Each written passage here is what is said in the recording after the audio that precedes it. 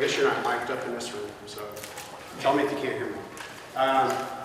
So I feel like I've given this presentation to a few people in the room, or at least a part of it, just because people get talking about this, and I'll say, well, you should do it for this reason, then the next time I see them, they say, hey, I changed all my sites to use Cloudflare. So I thought I probably should do a presentation and just kind of get it out of the way for a bunch of people at once. So does anybody in here use Cloudflare? Do you like it? Yes. Yes. Would you tell your friends to use it? Yes. Yes. Has everybody heard of Cloudflare? The people that have not heard of Cloudflare, and they wondered what I'm talking about. A few? Okay. So we'll start out. So these are the canned slides that Cloudflare gave me. So basically, they started out as a domain name service, free domain name service, or it's also paid. And does everybody know what a domain name service is? Does anybody not? Raise your hand so I know if I need to explain it. Okay. So they have servers all over the place. Their network is scattered all over the world. And they serve millions of websites, millions of requests per minute, and a huge number of visitors.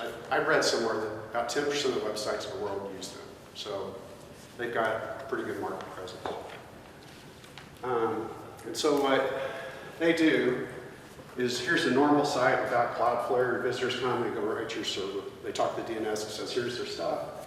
When you go to put Cloudflare installed, then it sits in the middle. So it's a proxy server, so it acts on your behalf.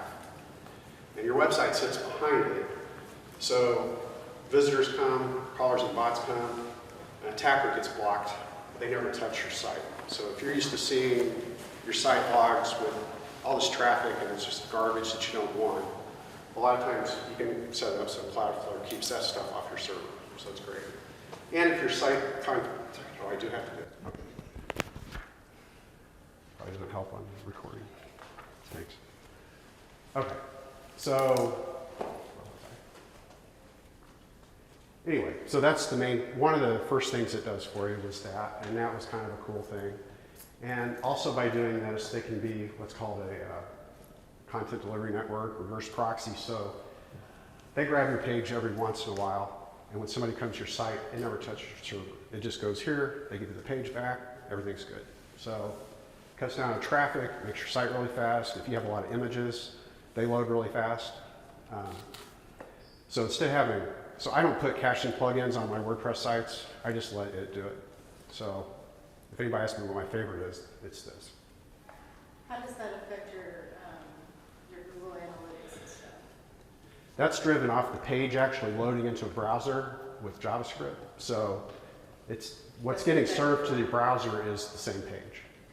Is there any, and I'm kind of new to WordPress, so, but I understand like DNS, is there any dynamic code that would run per user, like on the WordPress server, that the CDN cache could negatively affect? Is there any instances that you can think of off the top of your head that might be the case, or things to look for, gotchas? It does a pretty good job of recognizing when something really is a dynamic page that needs to be served every time. And you can also set up rules that say on this whole directory or folder or this URL, don't cache it, just always send it. But in general, they handle billions of these basically a day, so they kind of have figured out what do we need to not cache and what do we need to cache. So. I'm sorry, if I could just mention, Cloudflare has a WordPress plugin to help you with that specific. Okay, so there is something, okay. Let's see. So everybody knows what DNS is, so I don't really need to dwell on this. So I heard about this, I guess I was looking back, it looks like about when it was announced, but I use shared hosting for some of my stuff that's like lightweight or test sites. And they added a thing where you can just click and add Cloudflare. And that's kind of cool because it cut down the resources because shared hosts tend to bog down and do bad stuff. But, and I kind of thought, well, that could go away anytime because it's free. And I read an article in Forbes or Fortune or something, somehow, and it talked about their business model. And then I was like, okay, that makes sense, I'll stay in business. So So I actually went and set up my account, my free account, and started adding my sites, one at a time. And now it's just the first thing I do. Like if a new client, I'll just go grab their site or their DNS, put it in there so that I can move it. The other thing, if you want to ask questions anytime, you already have, but that's my preferred style, is to get interrupted a lot, so I might lose my place, but I don't mind. So these are the 6 things I really want to talk about. It's a lot, but I'm not going to go deep into anything. And I'll make these slides available. Cloudflare Plugin was mentioned. The key thing it really does is if you're using SSL and you kind of have things a little bit messed up, you'll get into a loop and your site will come up. Basically, it just does redirects 10 times and dies. So you have to get that plugin for sure if you're going to do SSL through Cloudflare. And we'll talk about that later. So first thing you want to do is get this. The other thing it lets you do is you can go to your site, admin on WordPress, you can click one button and you can purge all your content. So it'll just blow away everything's cached at that point in time. So if you updated your site and it didn't work or it didn't clear, then you can go force it. I don't really need to cover this, I don't think. So this is probably the coolest thing I think about Cloudflare as a developer and a host. Is a lot of times I'll set up, if it's a really radically new thing or it's a new client, a lot of times I'll move them to a completely different server. So it's a different IP address. And I don't know if anybody has run into propagation problems where with DNS, so you make the new site live and then anywhere from now to 2 days later, the pages start coming up. If you have this set up where you're doing the proxy, where it's actually caching everything, as soon as you change it, you go purge it, and like 1 second later, they're gonna get the new site. Because what they have cached for the address of the site is Cloudflare, not your server. So it just grabs stuff off the new server, and that's pretty awesome, because probably or people have run into that problem. It's kind of a pain, and clients don't ever understand it. So this is probably the coolest thing, or one of the coolest things. So people at Google want you to have SSL. They want you to have a certificate. They want your URL to say HTTPS, not HTTP. You get punished for it in search. There's SEO people in here, I think. I'm pretty sure you get punished, right? Yeah. Okay. So one feature they added after they started was free SSL. And you don't have to have a certificate on your server. They just generate a certificate. When somebody hits a site, then it's HTTPS, it's green, it looks. So this is mine. That's really the main thing. Plus I was plugging myself, but you can see it's a green lock. It looks perfectly good. And I didn't have to, it didn't cost me anything. I didn't have to add a certificate to my web server. I don't know if anybody's had to install those on Apache or anything, but it's kind of a hassle. They expire. They can be expensive. So the key is, and I'll cover a little bit later, is you want to use flexible SSL, because that way, when it talks to your server, it can be HTTP, but when people talk to it, it's HTTPS.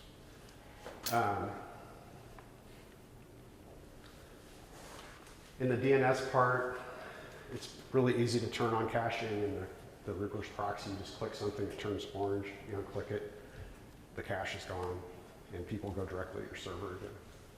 And I'll show you a screen later, but and there's a lot of stuff you can do with that, and I don't really want to get into it, but it just works really well, makes your content deliver fast. Firewall is a cool feature. A lot of those things they've added more recently, so, and I didn't even notice it until recently. So you can go in and you can say, I want to block anything that's not in the United States. And you can say, I want to block it, so just, when somebody hits it, site unavailable basically. Or you can do a CAPTCHA in front of it, so it'll just come up and they'll have to prove that they're human and then click through. and there's a bunch of different ways you can do it. So it's kind of, it's kind of awesome really, because I have a lot of clients that really, they're in the United States. And you get half your so 90% of your traffic is from Ukraine, Russia, India, whatever, not here. And you can block them, but you probably don't want to do that. But if you could throw a CAPTCHA, they're not hitting your server unless they really want to hit your server and they click through. And it's just, it's kind of and there are times where obviously people are going to be out of the country, even if it's a US server, that they need to get to their own site or they're wanting that stuff. But if it's rare, it's not that big a deal to have a CAPTCHA in between it to cut down on huge, like 90% of waste of time traffic. And there's a bunch of different things you can do. User agent. I did run into something kind of weird about this. When you share stuff on Facebook, I don't know where that server is, but you know how it grabs an image and it grabs the open graph tag information and stuff like that. It was causing it to just come back with some kind of error from Cloudflare. But I went and looked at the logs of what it was blocking, and I could see what the user agent was, and I just made a rule that said, if it's this user agent, then just let it go, fixed it. It was kind of confusing though, because I'm not sure if it was because it thought it was a different country or what, but it didn't like something about it. So I could whitelist that agent, and then everything was good. Oh, and the event log is how I did that. So one of the features on the firewall is there's an event log that just real-time just shows traffic it's blocking or allowing based on firewall rules. Analytics, it's kind of interesting, but I hardly ever look at it. But it just is pretty high-level stuff about here's how many pages are getting served with SSL or not, what countries it's coming from, how many attacks, in a broad number that you're seeing on your site. It's nothing, it's really more stuff that a web server guy or something would be interested in than somebody that's doing SEO or that kind of analytics. So it's more traffic in a broad sense. I only use one of these. They have an apps feature, and so the place that it's been the most useful for me is I have a bunch of sites I host that have nothing to do with WordPress. There's old static HTML sites that have a lot of pages, and all of a sudden the client will say, can we have Google on them? Well, the pages, some of them haven't been updated for like 9 years. So I don't really want to go mess with doing that, adding Google Analytics to everything. But since it's a reverse proxy, it reads every page and writes every page. So you can do anything you want to that page in transit. So the one I use is for Google Analytics. You just add in the UI code or whatever. What is it called? Yeah. And immediately it just starts serving all pages with analytics on it, and you didn't have to change anything on the server. You didn't fetch any files. So anything that you can do to a web page in transit, going from a server to somebody's browser, there's probably an app that will do that. And some of them are free. That one's free. Some of them are paid. And like Cloudflare itself, I have not personally used the paid stuff yet. I've got, I think, 130 sites in my account right now. One of my clients did do a paid because they wanted more nines as far as uptime, so a higher level of security that the server wouldn't be down. And really it was more so they'd have somebody to blame and say, we're not using this free thing. We paid somebody to do this really good service that does it. So if it craps out, that they won't blame me for doing something cheap. But most of the clients I know have just stuck with the free version. But if you need more rules, so I guess the key is I haven't yet run into a thing where I can't do it with the free version. But they do have some. If you had really high volume sites or complicated sites, then you might run into a situation. And just upgrade it, and it's per site, so that's kind of cool. So your account could have, mine could have 130 sites that are free, and I just go upgrade one of them to paid. So, any questions popping up or yet? The page rules. So it gives you a way, based on the URL, to tell it to cache or not cache, or do a capture or not, or redirect.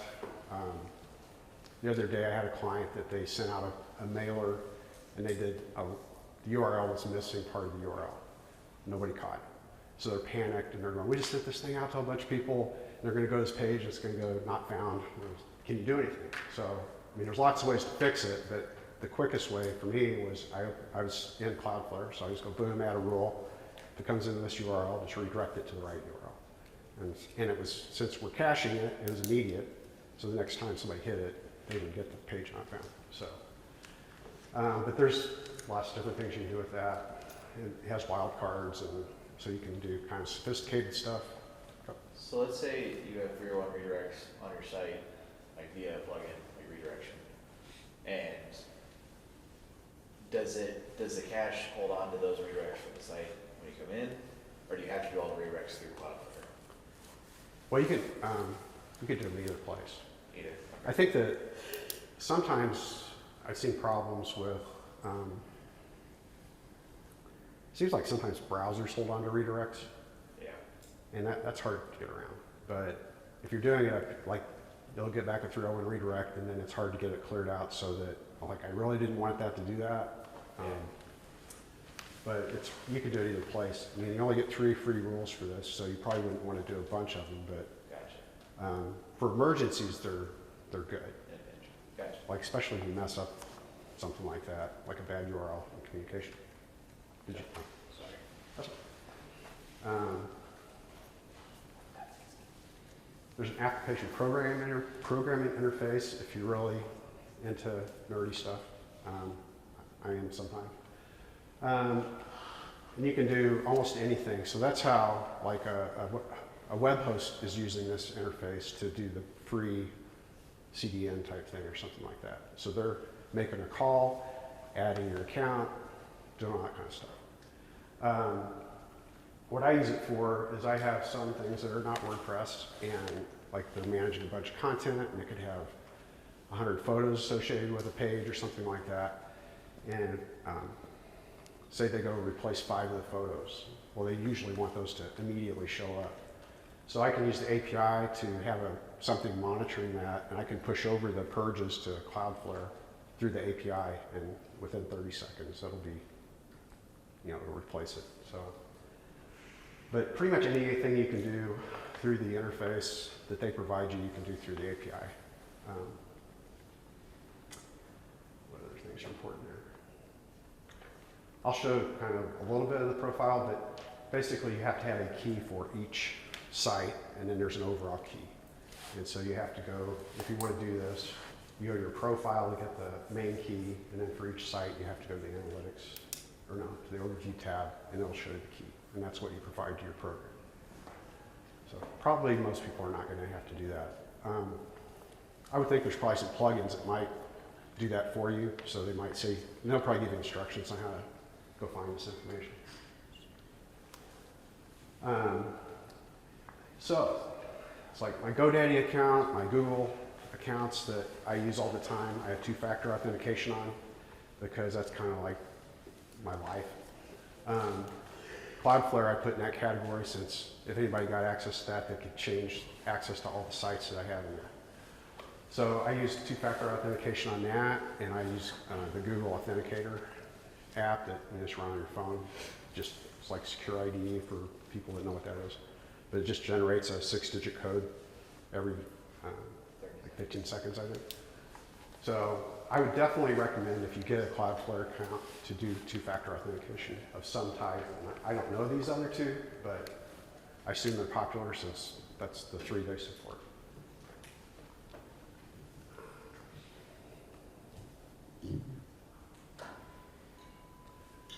Okay, so I have a lot of slides here, but it's really just so you could see the key points of each page, and I didn't have the guts to depend on doing a live thing with going to my web browser and doing all that kind of stuff. So it's basically walks you through, let's say you've already created an account, which basically you just go and say, here's my email address, it sends you something, you have an account. If I want to add a site, then you click this button up here, or this plus sign. You get to this page, you put in the site that you want to do. And what it'll do is try to go out and grab the current DNS records. So it's trying to take a lot of the work away for you. And plus keep you from messing up. So you do that. You can also do a whole bunch of them at a time. It'll give you a way to just enter a list of domains. And it has to be the primary domain. You can't just put a subdomain in. It has to be the whole thing, because they're going to be your DNS from that point on once you make it live. So you get this thing saying, we're going out and getting your stuff, which takes like 30 seconds to a minute. Give you some instructions. So it's really, really simple. You get to this page. I always click free, but you can pick which kind of plan you want. At that point in time, you can always go change it. So it comes in, I think, with this checked, of course, so the $200 plan a month. So don't do that. I guess you'd also have to get a credit card or something. You confirm it. So meanwhile, it's probably still going out and getting your information. Get to this page. So this is basically the page where it shows your DNS records. Go ahead. Can you go back to the previous slide? So on the Pro, it says for the mobile and image optimization. So when your images are being delivered as a content delivery network, is that price, so that's price per site, or is it per account? It's per site. So everything on this is per site. So every time you add a domain, you're going to have to make this decision on every domain. Oh, man. Yeah. That's why I stuck with free.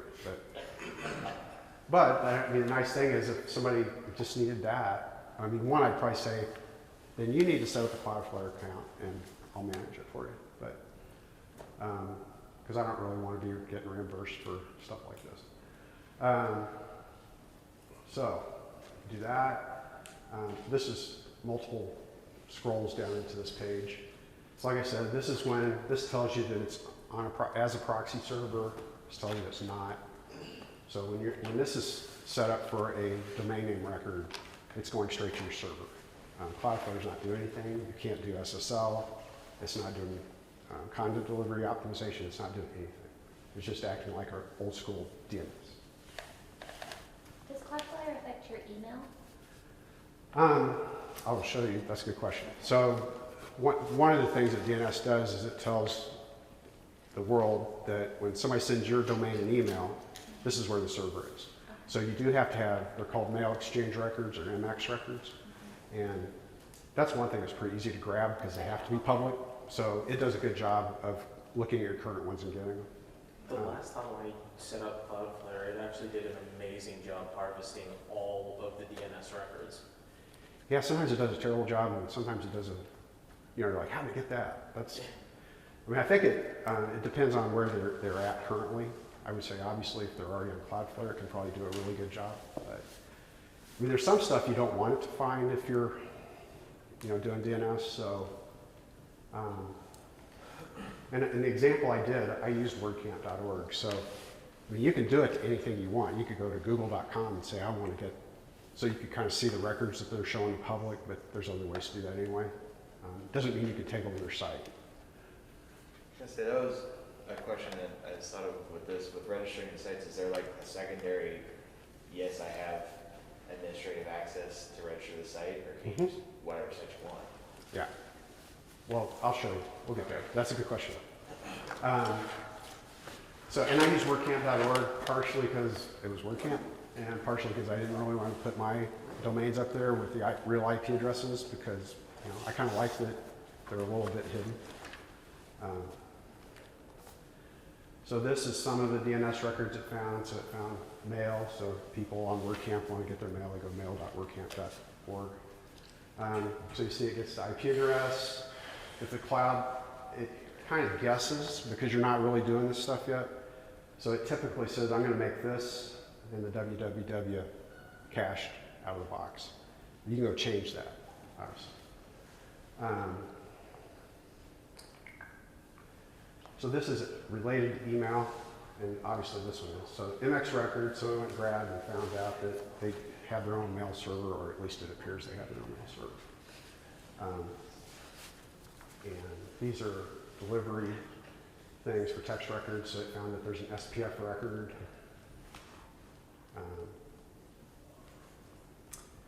They don't have a DKIM record, which is another thing that helps your mail look more authentic. Or if they did, I didn't harvest it. So we get there. So this is a step for what you were talking about. So you have to own the domain name, or you have to, the person who owns it has to go change the name servers to point to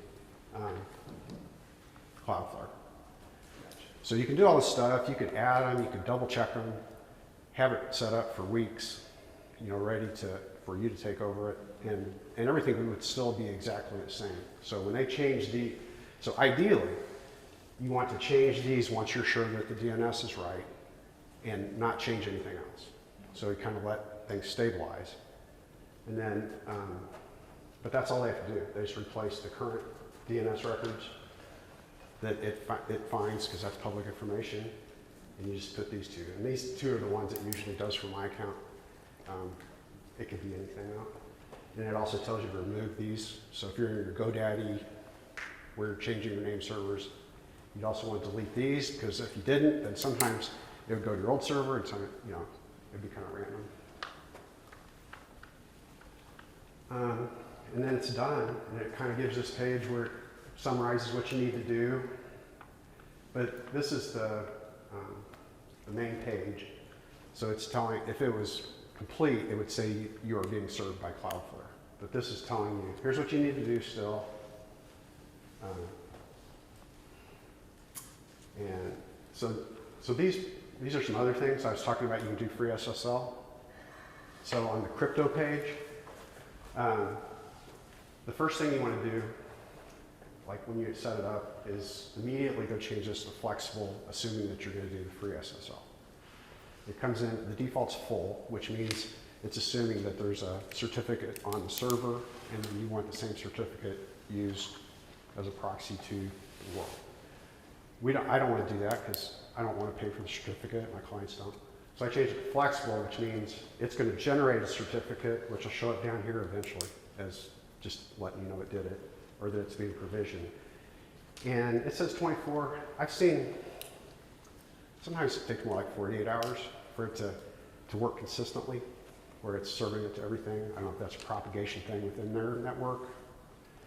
But I mean, ideally you can do this more than 48 hours ahead, because you really just want to get the DNS set up so that you can do all this stuff later.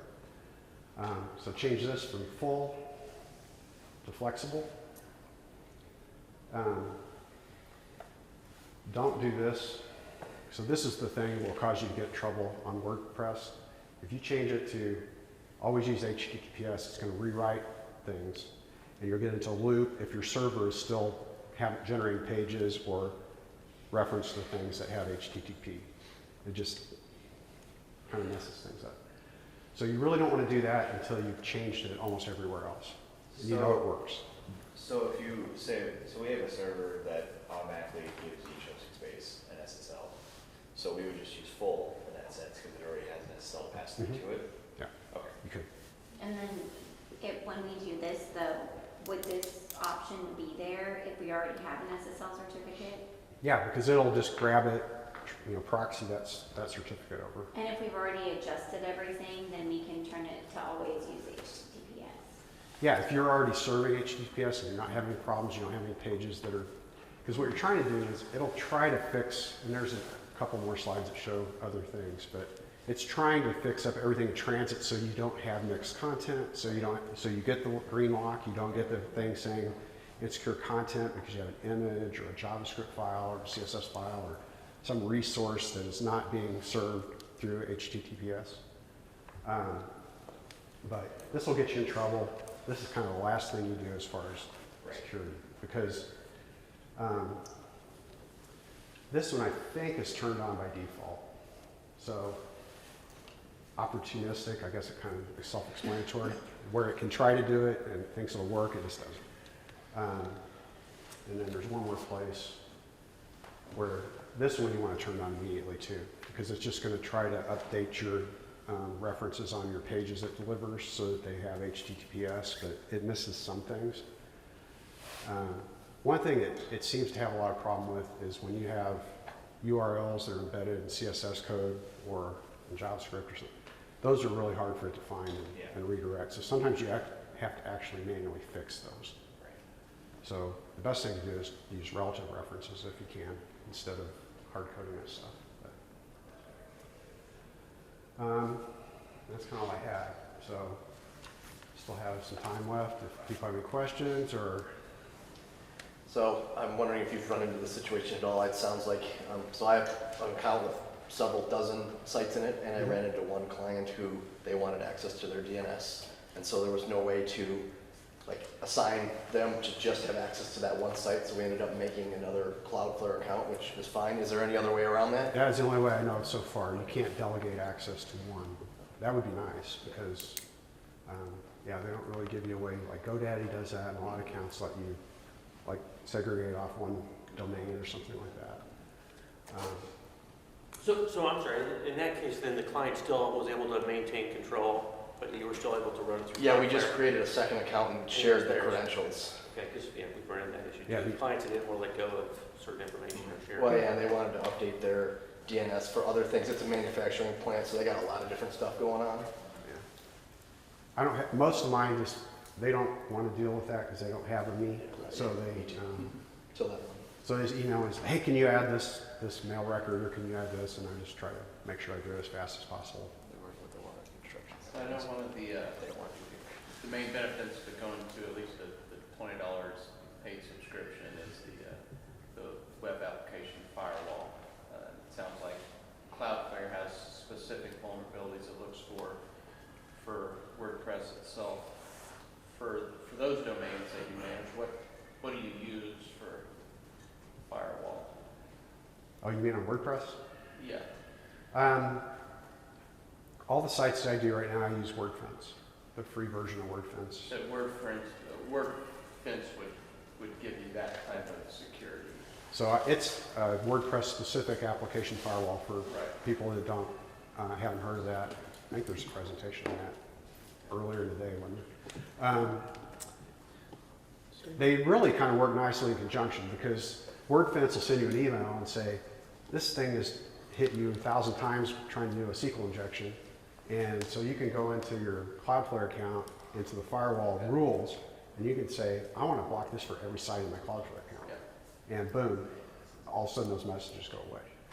Because if it's something that bad, then you don't want I don't want any of my sites to even see that hit the server again. So, but the other thing that's pointing out is there's stuff that gets through Cloudflare. Because I look at Cloudflare as probably the biggest honeypot in the world. So if there's a way to block something 100%, they'll do it. If it's a denial of service attack, they can block it because their network is scattered all over, and there's so much traffic going through that it behooves them to block as much illegitimate traffic as they can. But stuff does get through that looks, those bot things look like they're coming from a regular client, so it's really hard to tell. And I doubt if they have, it would take way more resources at this point, I think, for them to examine everything that came through and look for injections and stuff like that. I would assume that's why they're not doing it. Or they don't want to take the chance of it, it was legitimate. But, go. So we run every year a donation-a-thon website for a bunch of nonprofits, and there's a running tally on the homepage. There's a leaderboard. How would this work with that? Would we have to blacklist the leaderboard at the homepage from the cache? Yeah, you could just tell it not to cache those. So just go in and set those URLs, page rules, and say. Can you do any URLs that are like if you have organizations / anything after that? Yeah, you can do wildcards. Okay. Not super sophisticated wildcards, but. So not like the region language for redirect stuff, but You could if that was the important thing. Okay. So you could have wildcard and then that part of the string, and then. Okay. And you could experiment with it and see. The other thing is, there's a bunch of things I didn't cover because there's just a lot to this. You can tell it to, don't cache things with query strings or do. So you can tell it to be more aggressive by default on a domain or less aggressive about what it's going to cache. So But like I said, they host so many WordPress sites, or that they kind of know, they can tell when it's a static page, and they do a pretty good job. Yeah, okay. But like I've got a real estate site where it's serving pages like that, and it's not, it thinks they're static, so I have to give them a way to go purge that page. Right. This one, like the single organization page has like a running tally of how much has been donated to them that month, and it's like a progress bar. Yeah, you Just a should bunch of definitely. little stuff updating. Yeah, you should definitely be able to tell it not, don't cache this one, I want it live every time. Yeah, okay. Cool. And like I said, there's a lot of features that I didn't cover, because it's just, a lot of them I don't use, so I don't have any idea. They have Brotli compression for HTTPS, or I don't even know what that is. I mean, I probably should. But. And they have auto minify, so you can tell it to try to do what a lot of the caching plugins do. I recommend, if you're going to do that, do it before you're making the site live. Like, turn it on, see what it does. If it doesn't work, then turn it off. But everything is, like, as soon as you do it, it's pretty much live. So I think their control panel is pretty easy to figure out. It's mostly kind of Ajaxy, so you don't have to save stuff very often. There's a few things where you have to save it because it's a little more work, but Does it work with multi-sites? it should. The free version does not support, so it depends on how you're doing it, how well it would work. The free version doesn't allow wildcard caching on the subdomain, but you can go add the subdomain directly and you can cache that. So you can't say anything.wordcamp.org is going to get cached, but you can go say KC, WordCamp KC 2019.wordcamp.org, cache that, and you can control it directly. So if you go to some of the paid versions, then you can say, I want wildcard to be handled with the content delivery network, and just easy. So it's kind of up to you. I mean, if you really don't want to pay, if you had thousands and thousands, it would be worth $20 to get the wildcard. But if you only have a few, you turn them on every once in a while. Like a lot of times test sites, I'll do that way. So I'll just set up like dev something.domainname.com and cache it, so because I want it to look exactly like it'll look, have Cloudflare running and all that kind of stuff when it's a staging site or a test site. Oh. So on the free versus the paid version, and the paid version having the image compression, do you find that you're still getting some compression with the free as far as the images? I mean, that they're serving up via the cloud, so. I don't even look.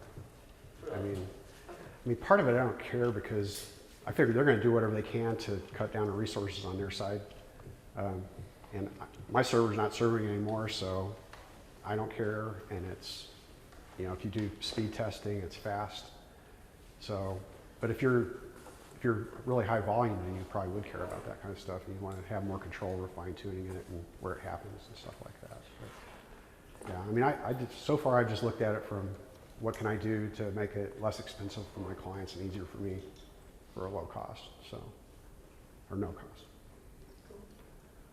Back in 2010, when I first started looking at Cloudflare, I had a lot of disconnects from the host and Cloudflare, and a lot, and even crashed some of my sites. Do you know if that's been mitigated since then? I would think, but It's been 8 years. yeah, I don't see that happen very often. Usually if there's a problem, it's because something happened on the server. Either something else got really busy or Apache crashed or something, something bad happened. So if Cloudflare's not working, it's usually not Cloudflare. I mean, I think they've had a couple outages in like the last 7 years when I've used it. And it's kind of like if Gmail goes down. If Cloudflare's got a problem, then your client's not the only one that's got a problem. It's 10% of the internet's got a problem. So, I mean, safety in numbers or misery loves company. I'm not sure what the right thing would be. I just want to say that with the paid version of Cloudflare, you can set like cache times. And what's really great is you go into Cloudflare and schedule like a full cache. Say, I I want to cache everything, you know, and I will do that when my host sends me an email saying, you know, the server's going down for maintenance, you know, from 3 to 3:30. Cloudflare will keep my sites up to the users while my server is actually down. Yeah, they have an always up feature. So if your server goes down, instead of it saying, you know, server can't be found or whatever, it can deliver just the pages it has in cache. So I think it never seems to work very well for me, but I might not have it set up right. Yeah, I mean, that can be good. I mean, it's obviously good. If you want to take a site down for an hour, it's better that it keeps serving the old stuff than it just says, you know, sorry, offline. Or, Is that service free? No, that's part of one of their paid tiers. doesn't it do it something for free? They I don't think you have any control over it. cache for, I think, like 10 or 15 minutes. If your server goes down, like, let's say your cache is 12 minutes old, so Cloudflare's going to recache in 3 minutes.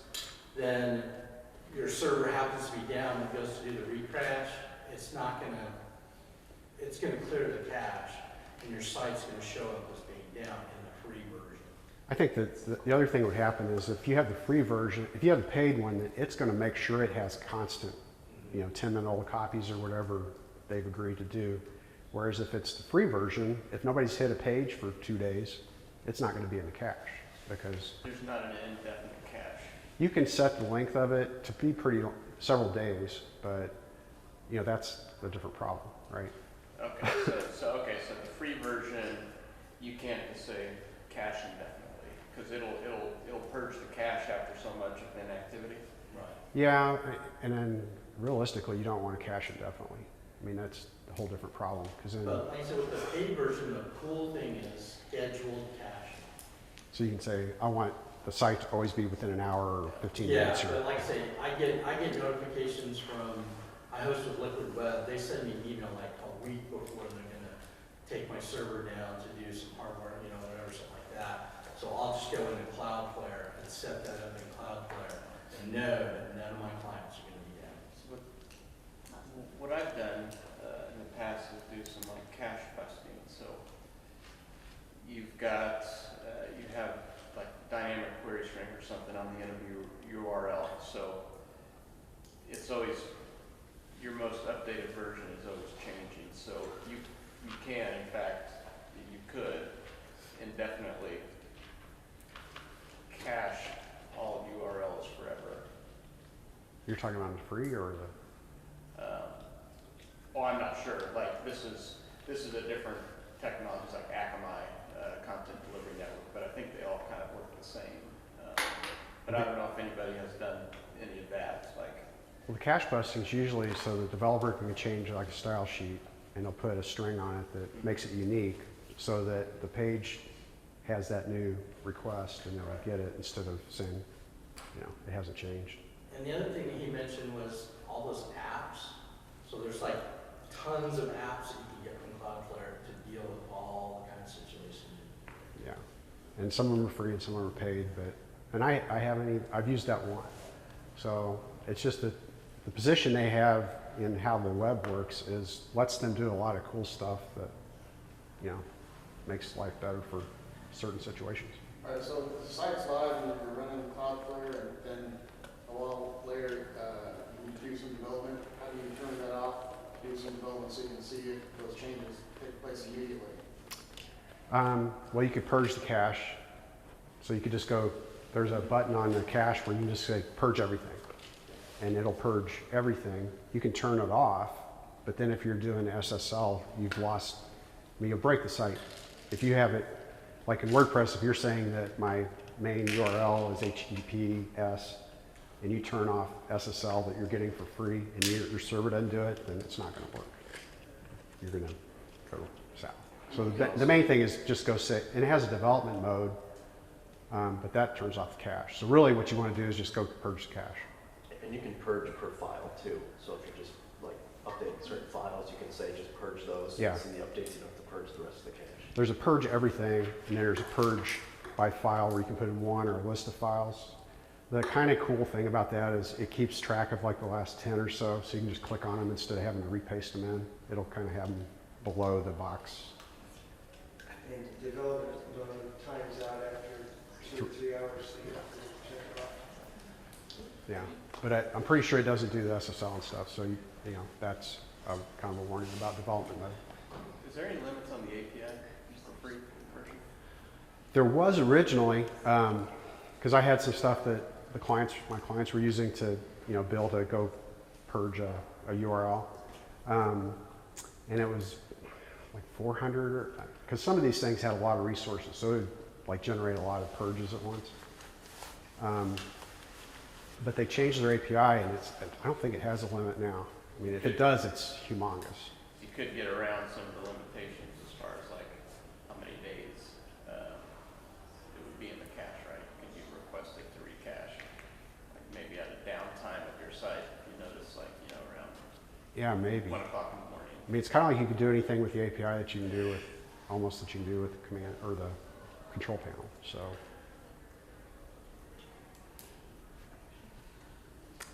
anything else? Going once?